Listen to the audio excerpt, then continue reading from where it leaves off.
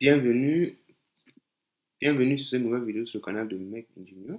Dans la vidéo passée, nous avons vu comment est-ce qu'on peut utiliser Postman. Nous avons vu comment est-ce que nous pouvons tester notre application et comment est-ce que nous pouvons programmer une simple application en Spring Boot. Nous avons vu comment est-ce que nous pouvons ajouter les liens ici. Nous avons vu comment est-ce qu'on sait quel est le contenu qui doit être affiché lorsque, par exemple, l'utilisateur appelle ce lien. Nous avons vu quelle annotation nous devons donner à notre classe pour que notre classe soit en mesure de répondre, par exemple, à une demande d'un lien qui est entré sur le navigateur ou alors sur Postman. Maintenant, nous allons passer à la prochaine étape. Nous allons voir comment est-ce que nous pouvons utiliser get et delete. Mais avant cela, nous allons voir comment est-ce que nous pouvons tester une application que nous avons programmée en post.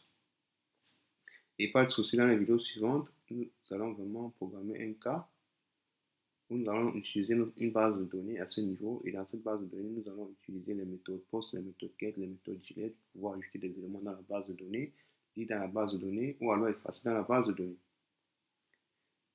Ici, je vais tout simplement introduire comment est-ce que vous pouvez ajouter des méthodes post et des méthodes delete. Dans un cas précis, nous allons voir cela sur cette partie du tutoriel. Maintenant, je vous ai dit que chaque branch représentait une modification. Ici, nous avons commencé avec le branch démarré. Ensuite, nous sommes venus sur le branch RESTful post. Maintenant, nous allons passer à get. Mais avant de passer à get, nous allons rester là-bas sur post. Si je viens à ce niveau, comme ceci, vous allez voir automatiquement, les fichiers sont chargés. Ce sont ces mêmes fichiers que je vois lorsque je viens sur VS Code à ce niveau, comme ceci. Maintenant, pour tester une application, vous avez deux options. Plus précisément, une option. Ici, vous allez venir dans le dossier test. Vous allez venir tutoriel. Vous allez venir sur tuto, ici comme ceci. Vous allez tout simplement ajouter Spring Boot Test pour dire qu'il s'agit d'un test. Pourquoi? Parce que les données seront virtualisées à ce niveau aussi.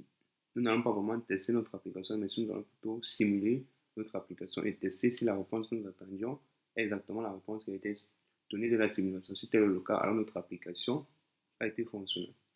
Ce genre de test est très nécessaire lorsque nous allons par exemple faire du développement continu avec des plateformes par exemple comme GitLab, lorsque nous allons avoir une pipeline où à chaque fois qu'un logiciel ou alors une part de logiciel ou alors un feature est ajouté dans un logiciel, avant d'ajouter ce logiciel, nous devons d'abord tester que le logiciel est fonctionnel. Et on va appeler ce test le test unitaire. Première chose, je vais ajouter un mock. C'est le mock qui se chargera de simuler cela, de virtualiser avec les données virtuelles. Si je vais ajouter mon premier test, que je vais appeler test arch student, je vais donner URL, je vais donner les données hello.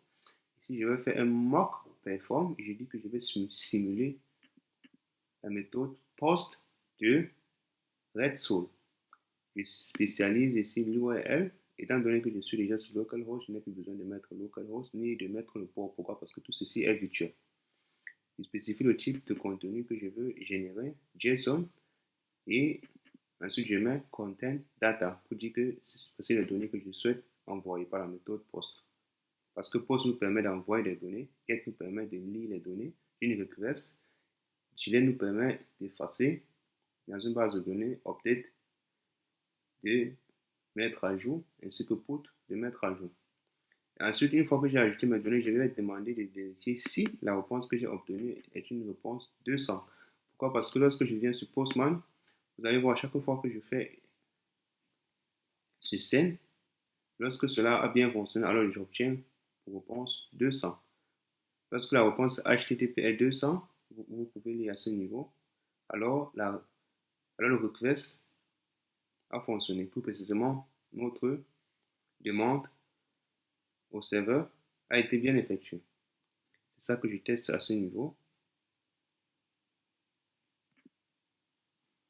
Il dit que si le statut est OK, vous voyez OK tout simplement dit à ce niveau que HTTP est égal à 200. Alors je vais venir lancer mon test.